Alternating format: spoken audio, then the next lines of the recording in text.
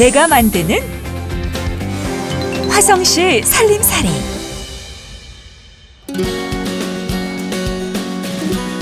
지난 7월 8일 동탄 복합문화센터로 주민들이 한 분, 두 분 모이기 시작하는데요.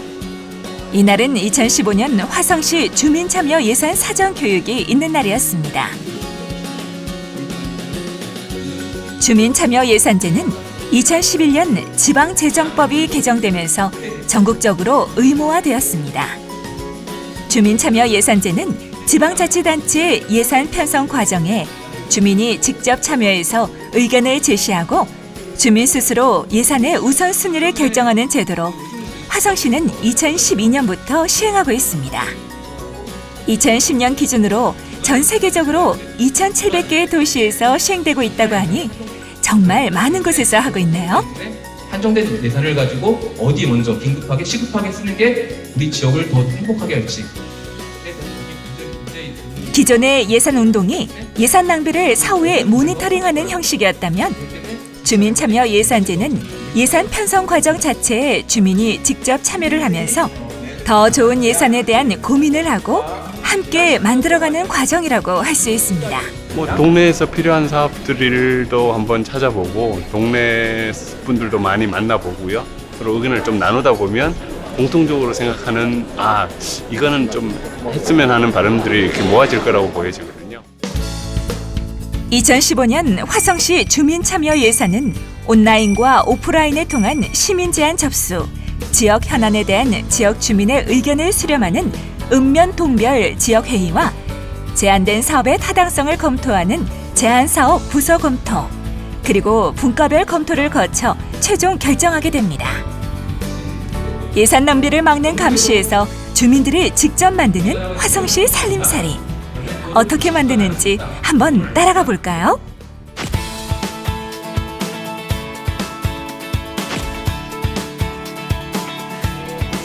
아침부터 주민참여예산위원들이 동네 주민들을 직접 찾아 나섰습니다. 주민참여 예산제에 대한 소개와 참여 방법에 대한 홍보물을 나눠주고 주민들의 의견도 듣는 시간입니다. 동네마다 지역회의가 있으니까 그 동네 자기가 사는 마을에 지역회의에 같이 참여를 해서 그 지역회의에 여러 사람과 의견을 모아서 나오는 그 안건들은 그런 제안서들은 우선 반영할 계획입니다. 지역 주민들이 모이는 곳이면 어디든 직접 찾아가서 설명회를 갖는다고 하는데요. 예산에 대해 잘 몰라서 참여를 주저하는 주민들에게는 직접 찾아가는 예산학교를 통해 교육도 받으실 수 있습니다. 처음에는 잘 모르신다는 그런 그 표정인데 자세히 설명을 해드리면은 질문도 하시고 금방 이런 제도가 있구나라고 많이 느끼시는 편입니다. 주민참여 예산제에 참여할 수 있는 방법으로는 위원회 활동, 지역회의 활동, 홈페이지 제안, 읍면동별 제안, 우편과 팩스 제안 등 다양한 방법으로 가능합니다.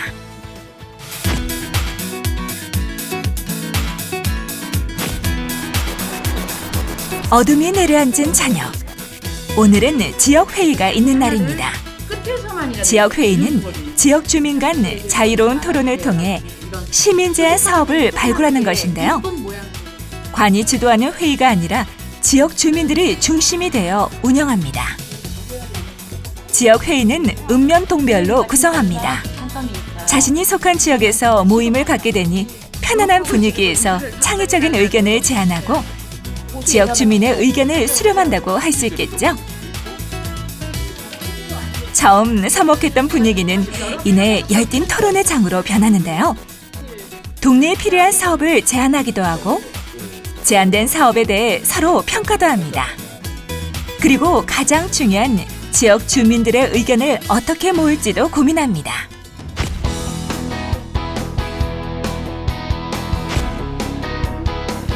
주민 한 분이 어디에 투표를 할지 고민을 하고 계시네요. 온라인과 오프라인, 그리고 지역회의를 통해 제안된 사업들은 주민들의 의견 수렴 절차를 거쳐 우선순위를 정하게 됩니다. 오늘은 지역 도서관과 주민들이 많이 찾는 장소에서 주민들의 의견을 듣고 있습니다. 주민들의 반응은 의외로 굉장히 큽니다. 저도 몰랐던 부분도 얘기를 해주시고 이런 내용을 알리니 주민들이 훨씬 더 관심을 가지고 계시는 것 같습니다. 우리가 원하는데 필요한데 쓸 수 있는 예산이 있다면 적극적으로 시민들의 어떤 의사를 물어가지고 예산에 반영하는 게 옳다고 봅니다. 주민이 불편한 거를 제일 먼저 시도해서 그걸 개선하는 방법이 제일 옳다고 보거든요. 이러한 주민들의 의견 수렴을 통해 주민 참여 예산에 대해 홍보도 하고 주민들은 자신들의 소중한 의견을 전달하게 됩니다.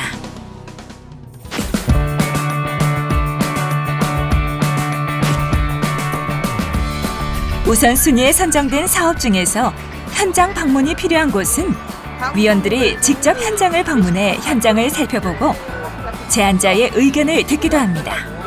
오늘은 동탄 이동에 있는 10용사로와 병점역을 방문했는데요. 어떤 제안인지 들어볼까요? 운동시설 같은 게 있으면 좋을 것 같다는 생각이 가끔씩 산보를 하면서 느꼈거든요. 이 지역에 상징물이 있으면 화성을 방문하는 사람들이나 화성의 그 지역 주민들이 여기에 대한 유래도 좀 알 수 있고 현장 실사는 제안자의 의견을 정확하게 파악하고 제안된 지역을 점검해서 사업이 그 지역에 적합한지 아닌지를 확인하는 것인데요. 아무래도 직접 현장을 방문해서 제안 내용을 들어보고 판단하게 되면 이 사업이 정말 필요한 사업인지 더 잘 알 수 있겠죠? 지역에 대한 애정들이 굉장히 많이 느껴지는 사업들이었고요. 그 지역민들과의 소통할 수 있는 공간들을 만들어내는데 큰 도움이 되지 않을까 싶습니다.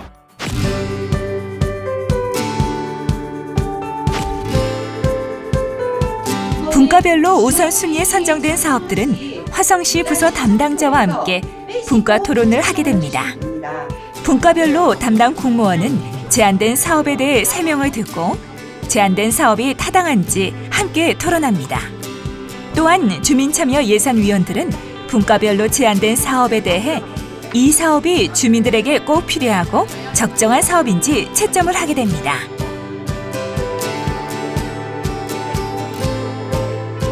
공공성의 문제, 그다음에 형평성, 그다음에 타당성 여러 가지 부분에서 일단 채점했습니다. 네, 올해는 좀 질문하시는 것도 많이 있으시고 다른 방향으로도 방향 설정해 주시고 네, 좀 작년보다는 많이 업그레이드 된 것 같습니다.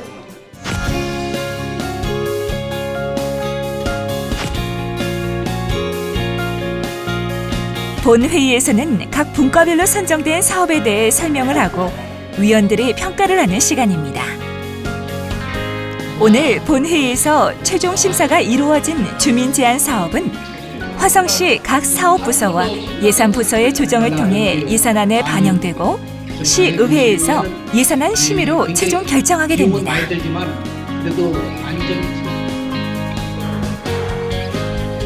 올해 시민 제안은 모두 125건이 접수되었고 분과별 검토를 바탕으로 선정된 48개 사업에 대해 종합적인 심사가 이루어졌습니다.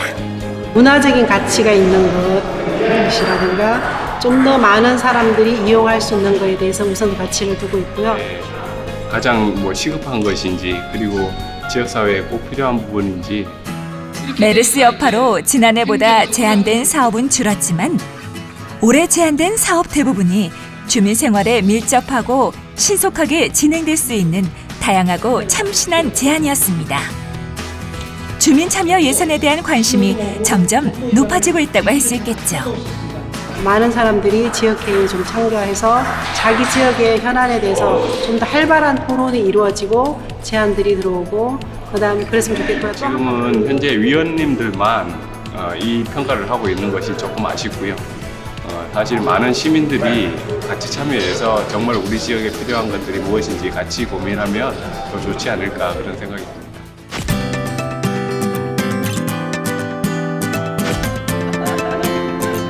주민참여예산위원들이 함께 버스에 오르는데요. 오늘은 작년에 주민참여예산으로 시행된 사업이 잘 되었는지 점검하는 날입니다. 일명 모니터링 버스입니다. 작년에 실행된 사업에 문제는 없는지, 조금 더 개선할 사항은 없는지 위원들이 직접 현장을 방문해서 확인하는 것입니다. 주민들이 제안한 사업을 예산에 반영하고 실행하는 것도 중요하지만 사업 이후에 사후 관리 문제나 개선할 점이 없는지 살펴보는 것 또한 중요하겠죠? 사후 관리, 사후 확인, 점검 하는 활동들을 지속적으로 해야겠다. 이거에 머무르지 말고 좀 더 확장된 여러 제안들을 좀 더 수렴해서 내년에는 좀 더 큰 활동을 좀 할 수 있지 않을까 그런 생각도 들고요. 예산은 제한적이지만 행복을 위한 참여는 참으로 다양합니다. 올해는 메르스 여파로 주민 참여 예산 활동이 촉박하게 진행된 점도 있었는데요. 올해까지 화성시는 4년째 주민 참여 예산제가 이어지고 있습니다. 화성시 주민 참여 예산 활동은 전국 지자체에서도 우수한 사례에 속한다고 합니다. 앞으로도 주민들의 자발적 참여를 통해 지속 가능한 시민 중심의 주민 참여 예산이 정착되길 기대해 봅니다. 주민 스스로 행복한 사회를 만드는 주민 참여 예산제. 세상을 행복하게 만드는 작은 노력입니다.